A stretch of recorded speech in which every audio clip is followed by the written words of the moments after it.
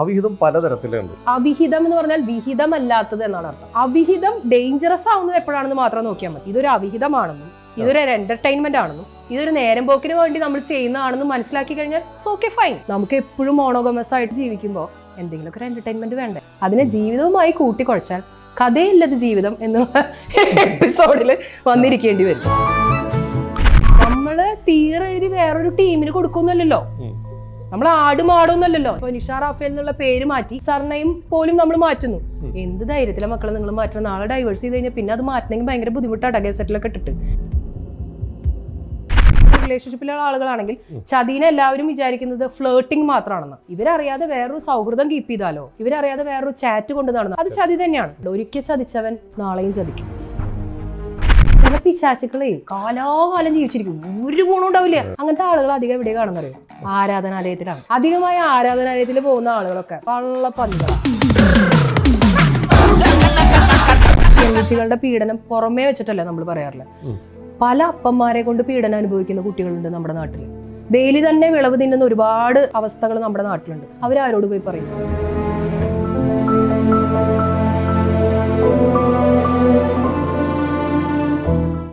WhatsApp വഴി English പഠിക്കാൻ English cafe ഉള്ളപ്പോൾ ഇംഗ്ലീഷ് ഒരു വിഷയമേ അല്ല.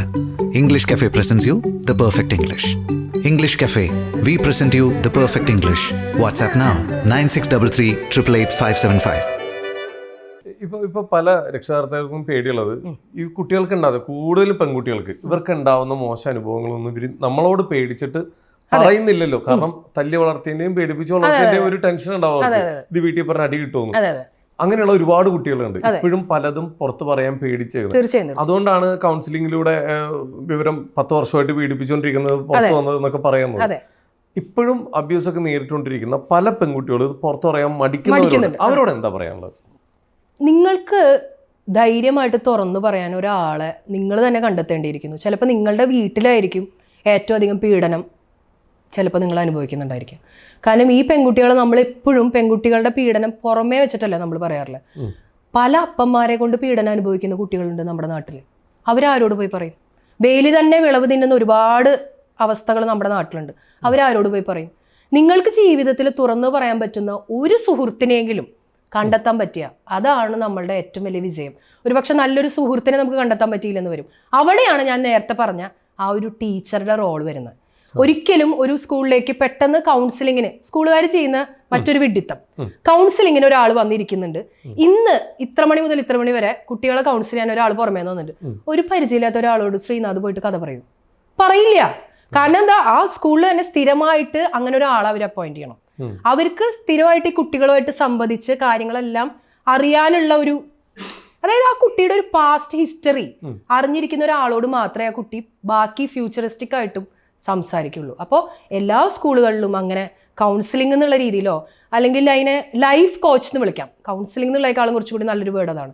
ലൈഫ് കോച്ച്, ജീവിക്കാനുള്ള കാര്യങ്ങൾ പറഞ്ഞു കൊടുക്കുന്ന ഒരാളെ സ്കൂളിൽ ആർക്ക് വേണമെങ്കിലും ഏത് സമയം അപ്രോച്ച് ചെയ്യാൻ പറ്റുന്ന, വളരെ പ്ലസന്റ് ആയ, മോന്ത ഇങ്ങനെ കയറ്റിപ്പിടിച്ചിരിക്കുന്ന ഇങ്ങനെ ഇരിക്കുന്ന ആൾക്കാരുടെ അടുത്തേക്ക് നമ്മൾ പോവില്ലല്ലോ. പ്ലസന്റ് ആയിച്ചിരിക്കുന്ന, വളരെ എന്താ പറയുക, അപ്രോച്ചബിൾ ആയിട്ടുള്ള, ആക്സസബിൾ ആയിട്ടുള്ള, വളരെ ഒരു ഫ്രണ്ട്ലി ആയിട്ടുള്ള, ജോവിയൽ ആയിട്ടുള്ള 1-2 ആളുകളെയൊക്കെ സ്കൂളിൽ അപ്പോയിന്റ് ചെയ്യും. കുറേ പ്രശ്നങ്ങളൊക്കെ അവിടെ തീരും. കുട്ടികൾക്ക് എപ്പോൾ വേണമെങ്കിലും ചെന്ന് അവരോട് സംസാരിക്കാൻ പറ്റുന്ന ഒരു അവസരം ഉണ്ടാക്കുക. ഇത്രയൊക്കെ നമുക്ക് ചെയ്യാൻ പറ്റുള്ളൂ. കാരണം ഒരുവിധം നമുക്ക് പല കാര്യങ്ങളും തുറന്നു പറഞ്ഞാൽ, തുറന്നു പറയാൻ പറ്റാത്ത പ്രഷർ കുക്കർ പോലെ ജീവിക്കുന്ന ഒരുപാട് കുട്ടികളുണ്ട്. അവരുള്ളിലുള്ള ഫ്രസ്ട്രേഷൻ ടീച്ചർമാർ പലപ്പോഴും മനസ്സിലാക്കാതെ പോകുന്നു എന്നുള്ളതാണ്. കാരണം വീടുകളിൽ സ്പെൻഡ് ചെയ്യുന്നതിനേക്കാൾ കൂടുതൽ സമയം കുട്ടികൾ ചെലവഴിക്കുന്ന സ്കൂളിലാണ്. കാരണം കാലത്ത് 9 മുതൽ വൈകിട്ടുള്ള ആ സമയം വരെ അവർ അവിടെ തന്നെയല്ലേ. അപ്പൊ അത് ടീച്ചർമാർ തിരിച്ചറിഞ്ഞില്ലെങ്കിൽ പിന്നെ ആര് തിരിച്ചറിയും? അതെ, തീർച്ചയായിട്ടും. ഇപ്പൊ ധൈര്യമായിട്ട് ഇതിങ്ങനെ ഈ പറയുന്ന പോലെ ഈ പുറത്തുനിന്നൊക്കെ ഒരാളെ കൊണ്ടുവരാതെ ടീച്ചേഴ്സ് തന്നെ അതിന് മുൻകൈ എടുത്ത് അതിനായിട്ട് ഒരാളെ അപ്പോയിന്റ് ചെയ്യാം. അതായത് കുട്ടികളോട് അത് ധൈര്യമായിട്ട് തുറത്ത് പറയാലോ, പുറത്ത് പറയണ്ടേ, പറയേണ്ടതല്ലേ? അതുകൂടി ഒന്ന് പറഞ്ഞു. അതെ, അത് കുട്ടികളെന്ന് വെച്ചാൽ അത് കുട്ടികളെ നിങ്ങൾ ചെറുപ്പം മുതലേ നിങ്ങൾ ട്രെയിൻ ചെയ്യണം. നമ്മുടെ ഉള്ളിലുള്ള തോട്ട്സ് ഷെയർ ചെയ്യാനായിട്ട് അത് കുട്ടികൾക്ക് ആ ഒരു ട്രെയിനിങ് ചെറുപ്പം മുതലേ LKG UKG അങ്ങനെ ഒരു സെഷൻ തന്നെ വെക്കണം. ഞാനിപ്പോൾ കഴിഞ്ഞ ദിവസം യൂട്യൂബിൽ ഒരു വീഡിയോ കാണായിരുന്നു. അത് ഇവിടെയൊന്നല്ല, നമ്മുടെ നാട്ടിലെ അങ്ങനെയല്ല, പാശ്ചാത്യ രാജ്യത്തുള്ള ഒരു സ്ഥലം, ഒരു സ്കൂളിൽ, ഒരു ലണ്ടനിലോ എവിടെയാണ്, ഒരു 10 കുട്ടികൾ ഇങ്ങനെ ഒന്നിച്ചിരിക്കുന്നു, KG സെക്ഷൻ 10 കുട്ടികൾ ഇങ്ങനെ ഒന്നിച്ചിരിക്കുന്നു. എന്നിട്ട് അവർക്ക് അവിടെ ഒരു ഡെമോ ക്ലാസ് വെച്ചിരിക്കുകയാണ്, ബസ്സിൽ സഞ്ചരിക്കുകയാണ് നിങ്ങൾ എന്ന് വിചാരിക്കുക. എന്നിട്ട് അതിലൊരു ചെറിയ കുട്ടി, KGയിലുള്ള ഒരു കുട്ടി ഗർഭിണിയായിട്ട് ഇങ്ങനെ നടന്നു വരുന്നു. അപ്പോൾ ആ ബസ്സിലിരിക്കുന്ന ബാക്കി ആമ്പിള്ളേരെ എഴുന്നേറ്റ് നിന്ന് അവർക്ക് സീറ്റ് കൊടുക്കുന്നു. അപ്പൊ ഞാൻ പറയുന്ന അറിയാതെയെങ്കിലും നമ്മൾ ആ കുട്ടികളുടെ ഉള്ളിലേക്ക് ഓരോ ഈ സിറ്റുവേഷൻ വന്നാൽ നമ്മൾ ഇങ്ങനെയാണ് ബിഹേവ് ചെയ്യേണ്ടത് എന്നുള്ളത് പറഞ്ഞു കൊടുക്കുകയാണ്. അതുപോലെ നമ്മുടെ KG സെക്ഷനിൽ അങ്ങനെ വേണം ഓരോ റോൾ പ്ലേസ് വെക്കാനായിട്ട്. A for apple, B for ball എന്ന് പഠിപ്പിക്കുന്നതിനോടൊപ്പം തന്നെ ഒരു സിറ്റുവേഷൻ വന്നാൽ നമ്മൾ എങ്ങനെ അത് ഡീൽ ചെയ്യണം. ഇപ്പൊ ഉദാഹരണത്തിന് വേണമെങ്കിൽ ആ ക്ലാസ് റൂമിൽ ഒരു സിലിണ്ടർ വെച്ചിട്ട് ആ സിലിണ്ടർ പൊട്ടിത്തെറിക്കുന്ന പോലെ ഒരു എക്സ്പോഷർ ഉണ്ടാവും. നമ്മൾ എങ്ങനെയാണ് അവിടെ സിലിണ്ടർ എക്സ്പ്ലോഡ് ചെയ്താൽ നമ്മൾ എന്ത് ചെയ്യും, അങ്ങനെയൊക്കെ കുട്ടികൾക്ക് കാണിച്ചു കൊടുത്തു കഴിഞ്ഞാൽ ഒക്കെ പോട്ടെ. നമ്മൾ ഒരു കുട്ടികൾ കല്ല് പോലത്തെ മിഠായികൾ തിന്ന് തൊണ്ടയിൽ ഇരുന്ന് കഴിഞ്ഞാൽ എന്ത് ചെയ്യണമെന്ന് ഇപ്പോഴും പലർക്കും അറിയില്ല. എങ്ങനെയാണ് തോള് സൈഡിലിട്ട് ഇങ്ങനെയാണ് തട്ടണ്ടേ, ഈ ചെസ്റ്റിന്റെ ബാക്ക് സൈഡിൽ താഴെയാണ് തട്ടണ്ടേന്ന് പലർക്കും അറിയില്ല. അപ്പൊ അങ്ങനെയുള്ള കാര്യങ്ങളൊക്കെ ക്ലാസ്സിൽ കുട്ടികൾക്ക് തന്നെ പഠിപ്പിച്ചു കൊടുക്കുകയാണെങ്കിൽ നമ്മളെക്കാൾ എളുപ്പത്തിൽ കുട്ടികൾ അത് പഠിക്കും. കാരണം ഇപ്പൊ നമുക്കറിയാം, പുതിയ എന്തെങ്കിലും പുതിയൊരു മൊബൈൽ വന്നു, നമ്മൾ പഠിക്കുന്നതിനേക്കാൾ സിമ്പിളായിട്ട് 10 വയസ്സുകാർ പഠിക്കും. കാരണം എന്താ, അവർക്ക് അറിയാം പഠിക്കാനായിട്ട്. കാരണം നമ്മൾ പഠിപ്പിച്ചു കൊടുക്കാൻ ഏറ്റവും നല്ല പ്രായം LKG UKG ആ പ്രായമാണ്. കാരണം കതിരിൽ വളം വെച്ചിട്ട് കാര്യമില്ലല്ലോ. അപ്പോൾ ചെറിയ ക്ലാസ്സുകളിൽ തൊട്ട് തന്നെ കുട്ടികൾക്ക് അങ്ങനെയുള്ള കാര്യങ്ങൾ റോൾ പ്ലേയിലൂടെയും മറ്റുള്ള കാര്യങ്ങളിലൂടെയും സിറ്റുവേഷൻ കൊടുത്തിട്ട് ഇങ്ങനെ ഒരു പ്രശ്നം വന്നാൽ you have to open up, നിങ്ങൾ തുറന്നു പറയണം എന്ന് പഠിപ്പിച്ചു കൊടുക്കുമ്പോൾ ആ കുട്ടിയുടെ മനസ്സിൽ അത് അങ്ങനെ പതിഞ്ഞു വരും. ഓക്കെ, ഞാൻ മാമിൻ്റെ വീഡിയോസ് കണ്ടപ്പോൾ അതിൽ എനിക്ക് രസകരമായിട്ടും പ്രസന്റേഷൻ രസകരമായിട്ടും എന്നാൽ പലർക്കും അറിയേണ്ടതുമായിട്ടുള്ള ഒരു സംഭവമാണ് അവിഹിതം. അവിഹിതം പലതരത്തിലുണ്ട്. ഇതിൽ ആഫ്റ്റർ വെഡിങ് അവിഹിതത്തെ കുറിച്ച് വ്യക്തമായിട്ടൊരു കാര്യം പറഞ്ഞിട്ടുണ്ട്. അതെന്തായാലും ആഫ്റ്റർ വെഡിങ്ങിന് മാത്രമേ അവിഹിതം എന്ന് പറയുള്ളൂ, അല്ലാത്ത അവിഹിതം എന്ന് പറഞ്ഞാൽ വിഹിതമല്ലാത്തത് എന്നാണ് അർത്ഥം. വിഹിതം എന്ന് പറഞ്ഞാൽ മാരേജിൽ കിട്ടുന്ന നമുക്ക് വിഹിതവും അല്ലാത്തത് അവിഹിതവുമാണ്. അപ്പൊ മാരേജിന് മുമ്പ് ഈ അവിഹിതം ഉണ്ടാവില്ലല്ലോ. ഓക്കെ, അപ്പൊ മാരേജിന് ശേഷമുള്ളതിനെയാണ് അവിഹിതം എന്ന് പറയുന്നത്. ആ അവിഹിതം എന്ന് പറയുന്നതിലേക്ക് നമ്മൾ എത്തിപ്പെടാനുള്ള പ്രധാനപ്പെട്ട കാരണം എന്ന് പറഞ്ഞാൽ നമ്മുടെ വീട്ടിൽ നിന്ന് നമുക്ക് ശ്രദ്ധ കിട്ടാത്തതാണ്. നല്ലൊരു ഭക്ഷണം ഉണ്ടാക്കി ഭർത്താവിന് മുന്നിൽ കൊണ്ടുവന്ന് വെച്ച് കൊടുക്കുമ്പോൾ കൊള്ളാം എന്ന് പോലും പറയാത്ത ഒരു അരസികനായ ഒരു ഭർത്താവിന്റെ മുന്നിൽ എത്ര ദിവസം നമ്മൾ ഭക്ഷണം ഉണ്ടാക്കി കൊണ്ടുവന്ന് വെച്ച് കൊടുക്കും. അതേസമയം മൊബൈലിൽ ഇരുന്ന ഒരു ചേട്ടൻ നമ്മളോട് എപ്പോഴും നിന്റെ DP കൊള്ളാം, നിന്നെ കാണാൻ എന്ത് രസമാണ്, നിന്റെ എത്ര ഭംഗിയുള്ള ഒരു സ്ത്രീയെ ഞാൻ ഇതുവരെ കണ്ടിട്ടില്ല എന്നൊക്കെ ഒരുത്തന്നെ ഇരുന്ന് അപ്പുറത്ത് പറയുമ്പോൾ അപ്രീസിയേഷൻ ആഗ്രഹിക്കാത്ത ആരുമില്ലല്ലോ. അപ്പോൾ സ്വാഭാവികമായിട്ടും ഈ അവിഹിതത്തിലേക്ക് പോകാനുള്ള ടെൻഡൻസി എനിക്കുമുണ്ട്, നിങ്ങൾക്കും ഉണ്ട്. ആ ഒരു പ്രശ്നം, അവിഹിതം ഡേഞ്ചറസ് ആവുന്നത് എപ്പോഴാണെന്ന് മാത്രം നോക്കിയാൽ മതി. ഇതൊരു അവിഹിതമാണെന്നും ഇതൊരു എന്റർടൈൻമെന്റ് ആണെന്നും ഇതൊരു നേരം പോക്കിന് വേണ്ടി നമ്മൾ ചെയ്യുന്നതാണെന്നും മനസ്സിലാക്കി കഴിഞ്ഞാൽ ഇറ്റ്സ് ഓക്കെ, ഫൈൻ. നമുക്ക് ജസ്റ്റ് നേരം പോകാനാണെന്നുണ്ടെങ്കിൽ. അതല്ലാതെ ഈ അവിഹിതത്തിലുള്ള, ഞാൻ ഇന്നലെ ഇട്ടിരുന്ന വീഡിയോ അതാണ്, അതായത് അവിഹിതത്തിലുള്ള ഒരാൾ വളരെ ഹൈ ആയിട്ട് സംസാരിക്കും.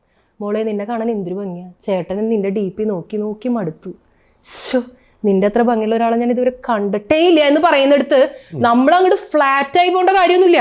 അവൻ ഇങ്ങനെ 100 പെണ്ണുങ്ങളോട് പറയുന്നുണ്ടാവും, അവനോ അല്ലെങ്കിൽ അവളോ. അപ്പൊ അവരുടെ ലക്ഷ്യം ഇത്രയേ ഉള്ളൂ, അവരുടെ വീട്ടിലിരിക്കുന്ന സാധനത്തിനെ കിണറ്റിലിടണം എന്ന് പറയുന്നവൻ ലോക ഫ്രോഡാണ്. എന്താ അവന് ഇടാൻ എന്ത് എത്ര താമസം? വീട്ടിലിരിക്കുന്നവളെ ഞാൻ കിണറ്റിലിട്ട് നിന്നെ ഞാൻ കെട്ടുമായിരുന്നു എന്ന് പറയുന്ന ഫ്രോഡിന്റെ കൂടെ നിങ്ങൾ പൊക്കോ, കറങ്ങാൻ പൊക്കോ, കോഫി കുടിച്ചോ, ഭക്ഷണം കഴിച്ചോ, എന്ത് വേണമെങ്കിൽ ചെയ്തോ. പക്ഷെ എപ്പോഴും മനസ്സിലാക്കുക, at the end of the day നമുക്ക് നമ്മുടെ കുടുംബത്തിരിക്കുന്ന ഭർത്താവോ കുട്ടികളെ ഉണ്ടാവുള്ളൂ എന്ന് വിചാരിച്ചു കഴിഞ്ഞാൽ ഈ നേരം പോക്ക് ഇത് പാരലായിട്ട് അങ്ങനെ കൊണ്ടുപോവുകയാണെങ്കിൽ നല്ലതാണ്. കാരണം വീട്ടിലത്തെ ഫ്രസ്ട്രേഷൻ മാറാൻ വേണ്ടി മാത്രം. അതല്ലാതെ ഇത് വള്ളി പിടിക്കുന്നതാണ് എന്ന് മനസ്സിലാക്കാതെ പിള്ളേരെയും കൊന്ന് ഭർത്താവിനെ ഉപേക്ഷിച്ച് ഇറങ്ങിപ്പോകുന്നവളാണ് അല്ലെങ്കിൽ ഇറങ്ങിപ്പോകുന്നവനാണ് പടുവിഡ്ഢി. അവിഹിതം ഈസ് ഫൈൻ, നമുക്ക് നേരം പോകാനൊക്കെ ആണെങ്കിൽ നല്ലത് തന്നെയാണ്. കാരണം നമുക്ക് എപ്പോഴും മോണോഗമസ് ആയിട്ട് ഒരാളിൽ മാത്രം ആശ്രയിച്ചുകൊണ്ടിരുന്ന് അയാളാണെങ്കിൽ നമ്മളെ സ്നേഹിക്കണില്ല, അയാളാണെങ്കിൽ ഫുൾ ടൈം നമ്മളെ തെറി വിളിക്കുക, നമ്മളെ തല്ലുക, അങ്ങനെ മാത്രമായിട്ട് ജീവിക്കുമ്പോൾ എന്തെങ്കിലുമൊക്കെ ഒരു എൻ്റർടൈൻമെൻറ്റ് വേണ്ടേ? പക്ഷെ അതിനെ എൻ്റർടൈൻമെൻറ്റായി മാത്രം കാണണം. അതിനെ ജീവിതവുമായി കൂട്ടിക്കുഴച്ചാൽ കഥയില്ലത് ജീവിതം എന്നുള്ള എപ്പിസോഡിൽ വന്നിരിക്കേണ്ടി വരും. അത്രയുള്ള വ്യത്യാസം. നമുക്ക് എവിടെയാണ് ആ ബൗണ്ടറി സെറ്റ് ചെയ്യേണ്ടത് എന്ന് അറിഞ്ഞു കഴിഞ്ഞാൽ അവിഹിതം ഈസ് ഫൈൻ. ഇപ്പൊ ഈ പറയുന്ന പോലെ ഇപ്പൊ ഹസ്ബൻഡ് വേണ്ടത്ര കെയറിങ് കൊടുക്കുന്നില്ല, ഇതുകൊണ്ടാണ് ഇങ്ങനെയൊക്കെ പറയുന്നുണ്ടല്ലോ. ഇപ്പൊ ഹസ്ബൻഡിന്റെ സൈഡിലേക്ക് നോക്കുമ്പോൾ അദ്ദേഹം ചിലപ്പോൾ രാവിലെ മുതൽ രാത്രി വരെ നടു ഒടിഞ്ഞ് പണിയെടുത്ത് അടയ്ക്കാനുള്ള പൈസ, EMI ഇതൊക്കെ ആലോചിച്ചിട്ടായിരിക്കും ചിലപ്പോൾ കുറച്ച് ഇതിൽ നിന്നൊക്കെ മാറിയിട്ട് പോകുന്നുണ്ടാവും. കാരണം സാഹചര്യമുള്ള ഓരോരുത്തരെ തിരക്കിലേക്ക് കൊണ്ടുപോകുന്നത്. ഈ പറയുന്ന EMI അടയ്ക്കണതും വീട്ടിലുള്ള ഉത്തരവാദിത്തങ്ങൾ ചെയ്യണതും 24/7 24/7 ഉണ്ടാവില്ലല്ലോ. എന്തായാലും ഈ പറയുന്ന വ്യക്തി ആരോടെങ്കിലും ഒക്കെ നല്ല രീതിയിൽ സംസാരിക്കുന്നുണ്ടാവില്ലേ? അവർ ജോലി സ്ഥലത്ത് പോകുമ്പോൾ അവരുടെ സഹപ്രവർത്തകരോട് നന്നായി പെരുമാറുന്നുണ്ടാവും, അല്ലെങ്കിൽ ചിലപ്പോൾ അവരുടെ ഫ്രണ്ട് സർക്കിളിൽ നല്ലോണം പെരുമാറുന്നുണ്ടാവും. വീട്ടിലേക്ക് വരുമ്പോൾ മാത്രമാണ് ഈ ദുർമുഖം എന്നുണ്ടെങ്കിൽ ആ പ്രശ്നം അവിടെയാണ് കിടക്കുന്നത് അല്ലെ. നമ്മൾ എപ്പോഴും ഫോക്കസ് ചെയ്യേണ്ടത് ആ വ്യക്തി ബാക്കിയുള്ള ആളുകളോട് എങ്ങനെ ബിഹേവ് ചെയ്യുന്നു. എല്ലായിടത്തും പോകുമ്പോഴും അവൻ കൂളാണ്, വീട്ടിലേക്ക് വരുമ്പോൾ മാത്രം അവൻ ദുർമുഖം കാണിക്കുന്നുണ്ടെങ്കിൽ അത് ഈ പറയുന്ന അടയ്ക്കാനുള്ള EMIയുടെ പ്രശ്നമല്ല, അവൻ ജീവിക്കാൻ അറിയാതെ പോകുന്നതാണ്. സത്യത്തിൽ സുഖമായിട്ട് നമുക്ക് ജീവിക്കാൻ പറ്റും. മറ്റാരെയും കമ്പയർ ചെയ്യാതെ ജീവിച്ചു കഴിഞ്ഞാൽ ലൈഫ് ശരിക്കും എന്താ അടിപൊളിയാണല്ലേ. പിന്നെ കമ്പാരിസൺ ഭയങ്കര പ്രശ്നം. അപ്പുറത്തെ വീട്ടിലത്തെ ആളുകളെ വെച്ച് നമ്മൾ കമ്പയർ ചെയ്യാണ് നമ്മുടെ ജീവിതത്തിന്. കാരണം നമുക്ക് കിട്ടിയ ഒരു പാർട്ട്ണർ ചിലപ്പോൾ അങ്ങനെ ഒരാളെ ആയിരിക്കില്ല. ചിലപ്പോൾ ഞാൻ എപ്പോഴും ആലോചിക്കാറുണ്ട്, ഇപ്പൊ എന്റെ കല്യാണം കഴിഞ്ഞിട്ട് എന്റെ ഹസ്ബൻഡിന്റെ പേര് സാബു എന്നാണ്, ജോസ്കോ ജ്വല്ലറിയിലാണ് വർക്ക് ചെയ്യണത്, ഇപ്പൊ തിരുവനന്തപുരത്താണ്. ആള് ഞാൻ കുറച്ച് നേരത്തെ പറഞ്ഞ പോലെ എന്റെ മൂത്ത മകളുടെ പോലെയാണ്. അതായത് പ്രാക്ടിക്കലായി മാത്രം കാര്യങ്ങളെ കാണുന്ന, അതായത് വെറുതെ അനാവശ്യമായി ചിരിക്കാത്ത. എന്റെ നേരെ ഓപ്പോസിറ്റ്, ഒട്ടും സംസാരിക്കില്ല, കാര്യങ്ങൾ യെസ് ഓർ നോ ക്വസ്റ്റ്യൻസിന് മാത്രം ആൻസർ പറയുന്നു അങ്ങനെ. പക്ഷെ ഇദ്ദേഹം വർക്ക് ചെയ്യുന്നത് ജ്വല്ലറിയിലാണ്. ജ്വല്ലറിയിൽ പോകുമ്പോൾ ആള് നല്ലപോലെ ചിരിച്ച് നല്ല രീതിയിൽ സംസാരിക്കുന്നുണ്ട്. അത് ജോലിയുടെ ഭാഗമായിട്ടാണ് ആള് ചെയ്യുന്നത്. അപ്പൊ അത് നമ്മൾ അങ്ങോട്ട് അംഗീകരിച്ചു കഴിഞ്ഞാൽ, അതായത് ഈ വ്യക്തി ഇങ്ങനെയാണ്, ഈ വ്യക്തി ഇങ്ങനെയാണ്. കുറെ കൊല്ലമൊക്കെ നമ്മൾ അതിനുവേണ്ടി ഞാൻ സ്ട്രഗിൾ ചെയ്ത് നോക്കി, ആളെ നന്നാക്കാൻ ഞാൻ ശ്രമിച്ചു നോക്കി. ആള് നന്നാവില്ല എന്ന് മനസ്സിലായപ്പോൾ ഞാൻ അവിടുന്ന് പിടിവിട്ടു ഇൻ ദ സെൻസ് ആളിലേക്ക് ഉള്ള എൻ്റെ ഫോക്കസ് ഞാൻ അങ്ങ് മാറ്റി. അപ്പൊ ആ അടികൾ കുറഞ്ഞു. അതായത് നമ്മളിങ്ങനെ കാലത്തൊട്ട് അന്ത്യാവണോളം അടി ഉണ്ടാക്കി കഴിഞ്ഞാൽ കുടുംബത്തിരിക്കണ മക്കളുടെ സമാധാനം പോകുന്നല്ലാണ്ട് ആള് മാറിയിട്ട് ടോക്കറ്റീവ് ആവാനും പോകുന്നില്ല, ഞാൻ മാറിയിട്ട് ആളെ പോലെ ആവാനും പോകുന്നില്ല. അപ്പൊ ആക്സെപ്റ്റൻസ് എന്ന് പറയുന്നത് ഒരു പരിധി വരെ വളരെ ഇമ്പോർട്ടൻ്റ് ആണ്. കുറച്ച് നാളൊക്കെ നമ്മളിങ്ങനെ മാറ്റാനായി ശ്രമിച്ചു നോക്കുക, മാറാനായിട്ട് അവര് ശ്രമിച്ചു നോക്കുക. പറ്റില്ല എന്നുണ്ടെങ്കിൽ പിന്നെ അതുമെന്ന് അങ്ങോട്ട് പിടിവിടുക. നമുക്ക് നമ്മുടെ വഴി, അവർക്ക് അവരുടെ വഴി. ഇതേപോലെ തന്നെ മറ്റൊരു കാര്യമാണ്, ഇതൊക്കെ ലൈഫിൽ പലരുടെയും ജീവിതത്തിൽ നടക്കുന്നതൊക്കെ നമ്മൾ കണ്ടും കേട്ടും അറിഞ്ഞിട്ടുള്ള. ഇപ്പോൾ ഹസ്ബൻഡ് വളരെ സ്നേഹത്തിലേക്കുന്ന ഹസ്ബൻഡ് കല്യാണം കഴിഞ്ഞു, ദുബായിക്ക് പോകുന്നു, വൈഫ് വീട്ടിൽ നിൽക്കുന്നു. വീട്ടിലുള്ള ഹസ്ബൻഡിന്റെ പാരൻസ് അവരിവരോട് ഭയങ്കര റൂഡായിട്ട് സംസാരിക്കുന്നു. അതിന് ആദ്യം ചെയ്യേണ്ട കാര്യം, ഈ കല്യാണം കഴിഞ്ഞിട്ട് ഇപ്പോഴും നമ്മൾ പോണത് ഭർത്താവിന്റെ വീട്ടിലേക്കാണ് അല്ലെ. എന്തിനാണ് ഞാൻ പറയട്ടെ, ഇപ്പൊ ശ്രീനാഥ് വിവാഹം കഴിഞ്ഞ ഒരാളല്ലേ, നിങ്ങൾക്ക് നിങ്ങളുടെ ഭാര്യയുടെ വീട്ടിൽ 2 ദിവസം പോയി നിൽക്കാൻ പറഞ്ഞാൽ നിങ്ങൾക്ക് ഉണ്ടാവുന്ന ഒരു മാനസികമായ ഒരു സന്തോഷം എത്രമാത്രമായിരിക്കും? വലിയ സന്തോഷമൊന്നും ഉണ്ടാവില്ലല്ലോ. അല്ല ഞാൻ നമുക്ക് 2 ദിവസത്തിൽ കൂടുതൽ നിൽക്കാന്ന് പറയുമ്പോൾ എന്താ വെച്ചാൽ നമുക്ക് ഒട്ടും കംഫർട്ടബിൾ ആവില്ല വേറൊരാളുടെ വീട്ടിൽ പോയി നിൽക്കുമ്പോൾ. പ്രത്യേകിച്ച് പുരുഷന്മാരെ സംബന്ധിച്ച് അവരെന്നും സ്വന്തം വീട്ടിൽ മാത്രം നിന്ന് വരുന്ന ആളുകളാണ്. ഭാര്യയുടെ വീട്ടിലേക്ക് ഇവർ യാദർച്ഛികമായിട്ട് ചിലപ്പോൾ ഒരു പള്ളി പെരുന്നാളിന് പോകും, അല്ലെങ്കിൽ ഒരു അമ്പലത്തിൽ ഉത്സവം ഉണ്ടാകുമ്പോൾ പോകും, അല്ലെങ്കിൽ ഒരു വെഡിങ് ആനിവേഴ്സറിക്ക് പോകും, അല്ലെങ്കിൽ അവരുടെ വീട്ടിൽ അവർ അപ്പം ചാവുമ്പോൾ പോകും. അങ്ങനെ ഏതെങ്കിലും ഒരു 4 ചടങ്ങിനാണ് പോവുക. അന്ന് വൈകുന്നേരം ആകുമ്പോഴേക്കും ആണുങ്ങൾക്ക് കിടികിടിയാണ്. മതി പോവാ മാറി. എന്തിനാണ് അവർക്ക് ഇത്ര കിടികിടി? കാരണം അവർക്ക് ഭാര്യയുടെ വീട്ടിൽ പോകുമ്പോൾ ഒരു അൺഈസിനെസ് ആണ്. ഈ സെയിം സംഭവം തന്നെയാണ് പെണ്ണുങ്ങൾക്ക് ഭർത്താവിന്റെ വീട്ടിൽ വന്ന് നിൽക്കുമ്പോഴും നമുക്ക് വലിയ സുഖമൊന്നുമില്ല. കാരണം നമ്മൾ എല്ലാ ദിവസവും നമ്മുടെ വീട്ടിൽ ജീവിച്ചിട്ട് ഒരു എൻ്റെയിൽ ഡിഫറെൻ്റ് ആയ ഒരു വീട്ടിലേക്കാണ് നമ്മളെ എടുത്ത് മാറ്റുന്നത്, പറിച്ചു നടുന്നത് അല്ലെ. നമ്മളുടെ പേരിന്റെ ഇപ്പൊ നിഷ റാഫേൽ എന്നുള്ള പേര് മാറ്റി, ഞാൻ ഒരിക്കലും മാറ്റിയിട്ടില്ല, പേര് മാറ്റിയിട്ട് സർനെയിം പോലും നമ്മൾ മാറ്റുന്നു. എന്ത് ധൈര്യത്തിലെ മക്കളെ നിങ്ങൾ മാറ്റണം? നാളെ ഡൈവേഴ്സ് ചെയ്ത് കഴിഞ്ഞാൽ പിന്നെ അത് മാറ്റണമെങ്കിൽ ഭയങ്കര ബുദ്ധിമുട്ടാണ്. ഗസറ്റിലൊക്കെ ഇട്ടിട്ട് ഞാൻ ബുദ്ധിപരമായിട്ട് പേര് മാറ്റാത്തതുകൊണ്ട് പിന്നെ ആ പ്രശ്നം വന്നില്ല. അപ്പൊ ഞാൻ പറയും, നിങ്ങൾ ഒരിക്കലും അല്ല പേരിന്റെ കൂടെയുള്ള സംഭവം ഞാൻ പറയണത് നമ്മള് തീരെഴുതി വേറൊരു ടീമിന് കൊടുക്കുന്നല്ലോ, നമ്മൾ ആടുമാടൊന്നല്ലല്ലോ. ഞാൻ പറയണ കല്യാണം കഴിക്കുന്ന സമയത്ത് ഭാര്യയ്ക്കും ഭർത്താവിനും സ്വന്തമായിട്ട് ജീവിക്കാൻ സ്വന്തമായിട്ട് ഒരു വാടക വീടെങ്കിലും സെറ്റപ്പ് ആവുന്ന സമയത്ത് കെട്ടിയാൽ മതിന്ന് ഞാൻ എൻ്റെ മോളോടും അതാ പറഞ്ഞേ. നിനക്ക് കല്യാണം കഴിക്കണമെങ്കിൽ കഴിച്ചോ, കുഴപ്പമൊന്നുമില്ല. കുട്ട സ്വന്തമായിട്ട് ഒന്നില്ലെങ്കിൽ ഭർത്താവിന്റെ ചെലവിൽ ജീവിക്കുന്ന കഥ പെണ്ണുങ്ങൾ പറയാറുണ്ട്, ഭാര്യയുടെ ചെലവിൽ ജീവിക്കുന്ന കഥ അവർ അങ്ങോട്ടും ഇങ്ങോട്ടും പറയാറുണ്ട്. നിങ്ങളെ നോക്കാൻ വേറൊരാളെ അപ്പോയിന്റ് ചെയ്യേണ്ട കാര്യം എന്താ? നിങ്ങൾക്ക് നിങ്ങളെ സ്വന്തമായിട്ട് നോക്കിക്കൂടെയെന്ന്. സ്വന്തമായിട്ടൊരു വിദ്യാഭ്യാസം നേടുക, സ്വന്തമായിട്ട് ഏൺ ചെയ്യാനുള്ള ഒരു സംഭവം ഉണ്ടാവുക. ഭർത്താവ് ഭാര്യയെ നോക്കിക്കൊള്ളണം. എവിടെ എഴുതി വെച്ചിട്ടില്ല ശ്രീനാഥെ? നമ്മൾ വെറുതെ ഉണ്ടാക്കണതാണ്. ഭർത്താവ് കാലാകാലം പണിക്ക് പോവുക, വീട്ടിൽ ഭാര്യ ഇരിക്കുക, എല്ലാ കാര്യങ്ങളും കൊണ്ടുകൊടുക്കുക. അപ്പോഴാണ് ഇവന് ഈ ഫ്രസ്ട്രേഷൻ വരണതേ. ഭാര്യയും അതുപോലെ തന്നെ ഏൺ ചെയ്യട്ടെ. ശരി, നിങ്ങൾക്ക് ഇനി വിദ്യാഭ്യാസം ഇല്ലാന്ന് വിചാരിക്കും. ഒരു തുന്നൽ പഠിക്കാൻ ഇത്ര നേരല്ലേ വേണ്ട 4 കുക്കറി ഷോ കണ്ടു കഴിഞ്ഞാൽ 2 കേക്ക് ഉണ്ടാക്കാൻ പഠിച്ചൂടെ? എന്തെങ്കിലും ഒന്നും വേണ്ട, ഒരു 4 ക്രാഫ്റ്റ് ആയിട്ട് ഉണ്ടാക്കാൻ എത്ര സമയം വേണം?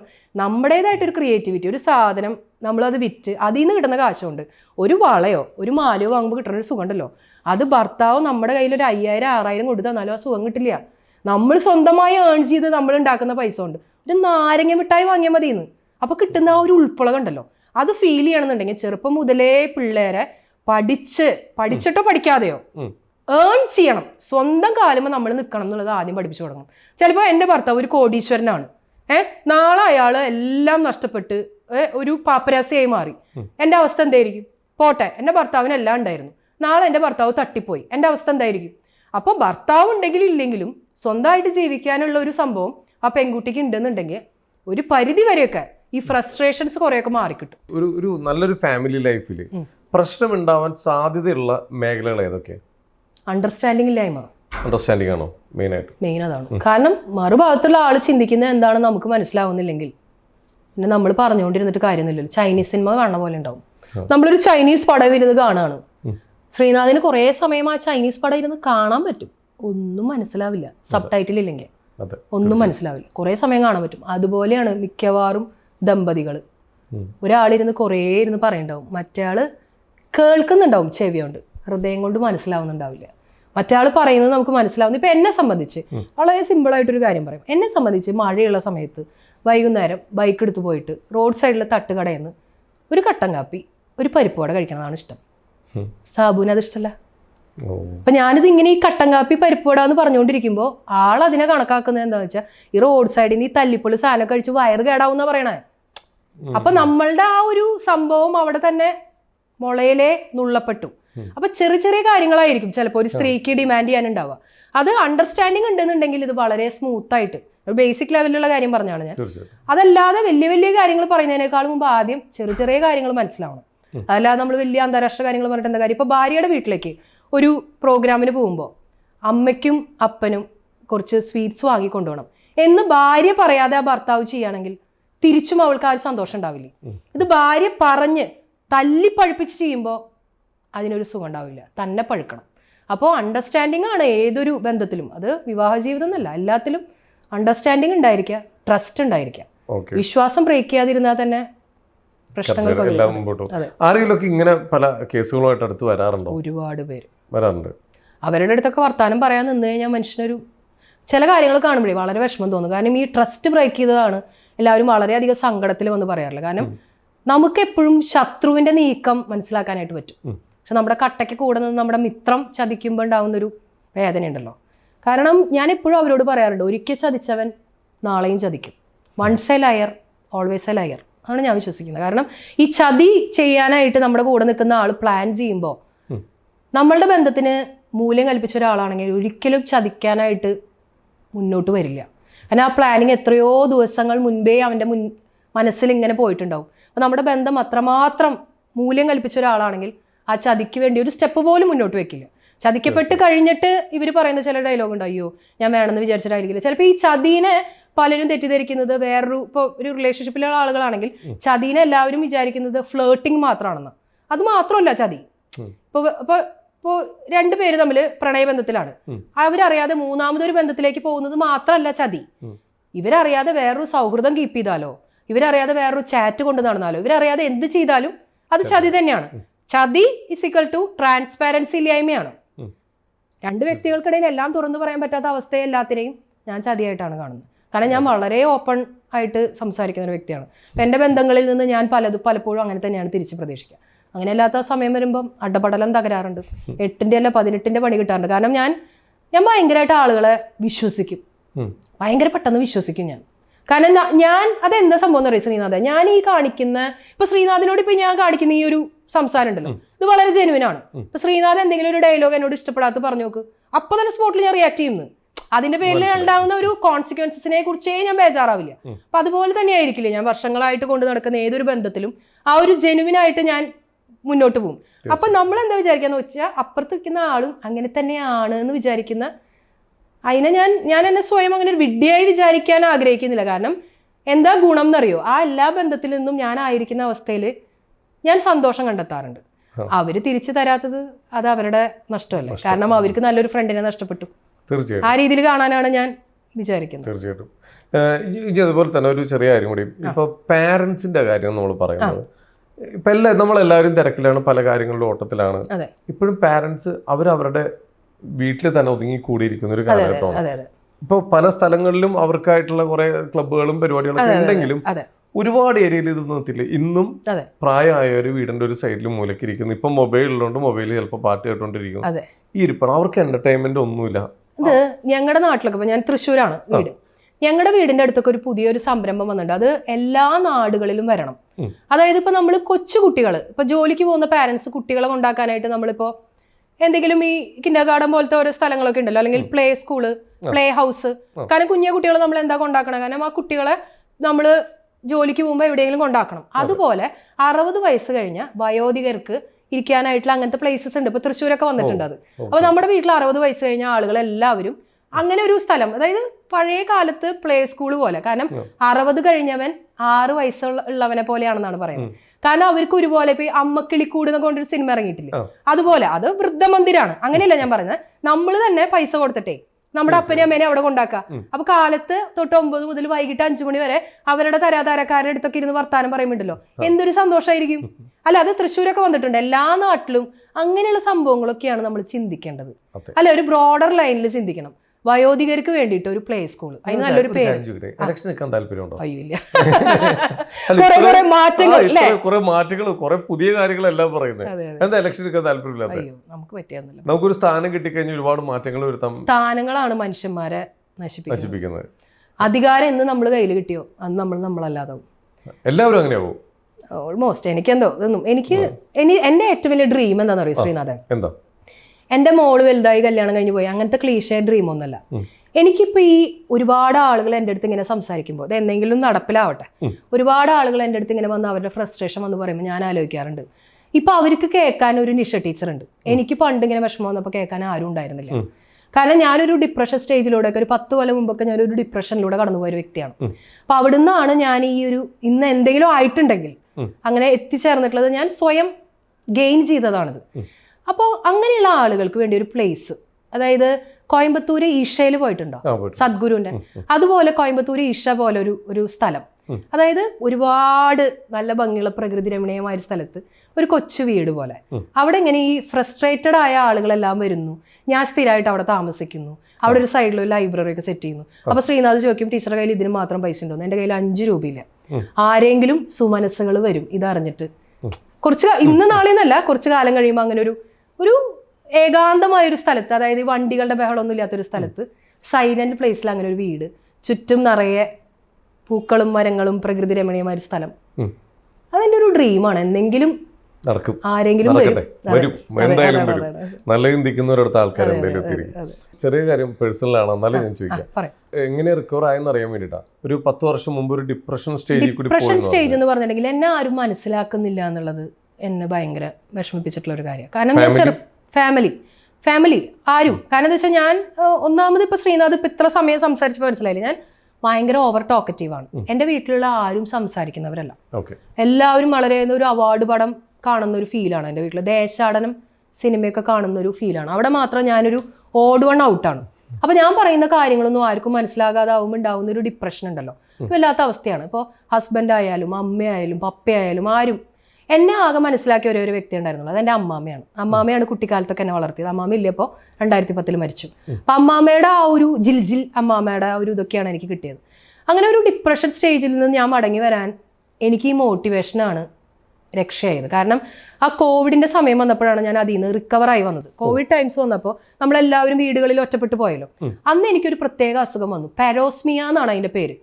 എൻ്റെ സ്വഭാവം പോലെ തന്നെ ആ അസുഖം ഡിഫറെൻ്റ് ആയിരുന്നു. കാരണം നമ്മളുടെ ഈ കോവിഡ് വന്ന സമയത്ത് എല്ലാവർക്കും മണമൊക്കെ പോയില്ലേ, മണം പോയി, ടേസ്റ്റ് ബഡ്സിന് ടേസ്റ്റ് മനസ്സിലാവാതായി.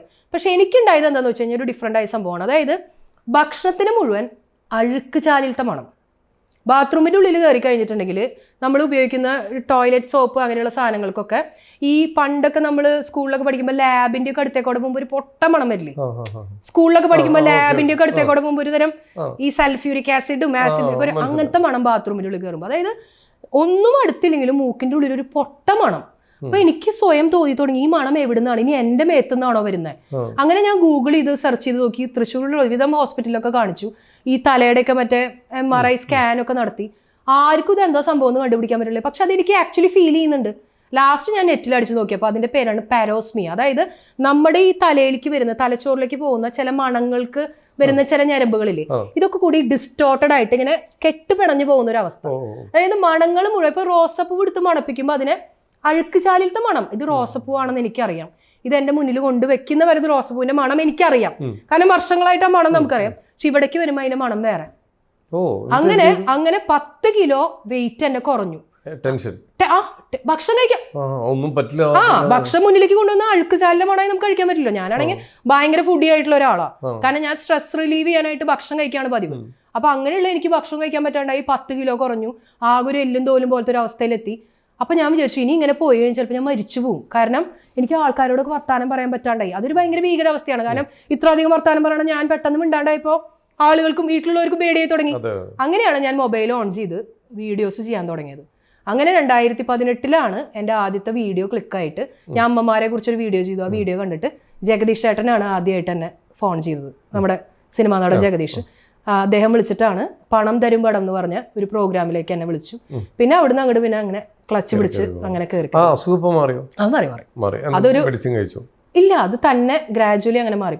പെരോസ്മിയ എന്നായിരുന്നു അതിന്റെ പേര്. ഗൂഗിൾ ചെയ്ത് നോക്കി കഴിഞ്ഞാൽ അറിയാം. കേരളത്തിൽ വളരെ അപൂർവ ആളുകൾക്ക് വന്നിട്ടുള്ളൂ. ഞാൻ പിന്നെ അപ്പൊ എനിക്ക് തോന്നുന്നു ഞാൻ ഇവിടെ ജനിക്കേണ്ട ആളല്ലായിരിക്കും.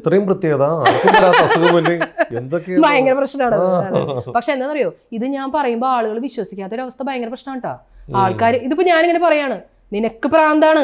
ഈ നമ്മുടെ നാട്ടിലെ ആളുകളുടെ പ്രശ്നം എന്താ അറിയോ, അവർക്ക് മനസ്സിലാവാത്ത സംഭവം മുഴുവൻ പ്രാന്താന്നാ പറയാ. അതെന്താ അത് ഞാൻ പറയണേ നിങ്ങൾക്കൊക്കെയാണ് ഭ്രാന്ത്, ഞാൻ മാത്രമാണ് നോർമൽ എന്ന് പറഞ്ഞാലോ? അങ്ങനെ ആയിക്കൂടെ?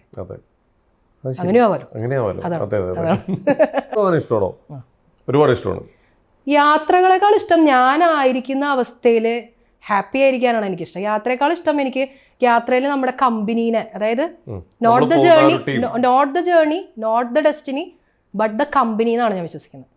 കാരണം എൻ്റെ കൂടെയുള്ള കമ്പനി അടിപൊളിയാണെങ്കിൽ ചിലപ്പോൾ ഇപ്പോൾ ഞാൻ എറണാകുളം വരെ വന്ന യാത്രയും എനിക്ക് അടിപൊളിയായിരിക്കും. എൻ്റെ കൂടെയുള്ള കമ്പനി നല്ലതല്ലെങ്കിൽ ഞാൻ മലേഷ്യ പോയിട്ടും കാര്യമൊന്നുമില്ല. അപ്പോൾ ബട്ട് ദ കമ്പനി, അങ്ങനെ പറ്റിയ കമ്പനീനെയാണ് ഞാൻ നമ്മളുടെ അടുത്തിൽ ഉണ്ടാക്കുന്നത്. നല്ല അടിപൊളി കമ്പനിയാണ്, കാരണം എനിക്ക് പറ്റിയ കുറെ ആൾക്കാരൊക്കെ ഉണ്ട് കേട്ടോ. ഇപ്പൊ സത്യം പറഞ്ഞാൽ എവിടെ പോയാലും ഇപ്പൊ എനിക്ക് ഫ്രണ്ട്സ് എന്നൊന്നും അവർ വിളിക്കാൻ പറ്റുന്നില്ല, അവരെന്നെ ഒരു മെന്ററായിട്ടാണ് കാണുന്നത്. അവര് എന്റെ കൂടെ ഉണ്ടാവുമ്പോ അവര് ഹാപ്പിയാണ്. സത്യം, അതെ അതെ അതെ, അത് വലിയ കാര്യമായിട്ട് ശ്രീനാഥ്. നമ്മുടെ വീട്ടിലുള്ള ആളുകൾ വരാത്ത സ്ഥലത്ത് ഒരു പരിചയമില്ലാത്ത, ഇപ്പൊ ഏത് ഡിസ്ട്രിക്റ്റിൽ പോയാലും എന്നെ അറിയണ ആളുകളുണ്ട്. അതൊക്കെയാണ് ഒരു അസറ്റ്. നമ്മൾ ഈ ഭൂമിയിൽ നിന്ന് മരിച്ചു പോകുമ്പോഴേ നമ്മളിങ്ങനെ ചത്തിട്ട് നമ്മളിങ്ങനെ കൊണ്ടുപോയില്ലേ, ചത്തിട്ട് നമ്മളിങ്ങനെ ശവം കൊണ്ടുപോകുന്ന ഒരു സീൻ ഇങ്ങനെ ആലോചിക്കാം. നമ്മളെ ശവം കൊണ്ടുപോകുമ്പോൾ ആൾക്കാർ, നമ്മുടെ കുടുംബക്കാരല്ലാണ്ടേ നാട്ടുകാർ അവിടെ നിന്നിട്ട് ഇങ്ങനെ റോട്ടിൽ നിന്നിട്ട് ഇങ്ങനെ കണ്ണിൽ കണ്ണുനീര് വരണം അവരുടെ. അവരൊക്കെ ജീവിച്ചിരിക്കുമ്പോൾ എന്തോരം നല്ല കാര്യങ്ങൾ നമുക്ക് വേണ്ടി ചെയ്തു. അങ്ങനെ പറയുമ്പോൾ ഇങ്ങനെ രോമാഞ്ചം വരും. അതല്ലാതെ നമ്മൾ ഈ ഭൂമിയിൽ ജീവിച്ചിരുന്നിട്ടേ എന്തിനോ വേണ്ടി തിളയ്ക്കുന്ന സാമ്പാറായിട്ട് ചില ആളുകളുണ്ട് ചത്തതിനൊക്കെ ജീവിച്ചിരിക്കുന്നു. അങ്ങനത്തെ ആൾക്കാരുടെ തലയിൽ ഒരു ഇടുത്തി വീണിട്ട് തട്ടി വരെ പോലെ നോക്കിണ്ട. ചില പിശാചുക്കളെ കാലാകാലം ജീവിച്ചിരിക്കും, ഒരു ഗുണം ഉണ്ടാവില്ല, കുടുംബത്തിന് ഉപകാരം ഉണ്ടാവില്ല, നാടിന് ഗുണം ഉണ്ടാവില്ല. അങ്ങനത്തെ ആളുകൾ അധികം എവിടെ കാണുന്നറിയോ? ആരാധനാലയത്തിലാണ്. ഫുൾ ടൈം പള്ളിയിലും അമ്പലത്തിലായിരിക്കും അങ്ങനത്തെ ഫ്രോഡുകൾ. അമിത ഭക്തി, അതിവിനയം, ഇത് നമുക്ക് മറ്റേ ഇതായിട്ടിടാം.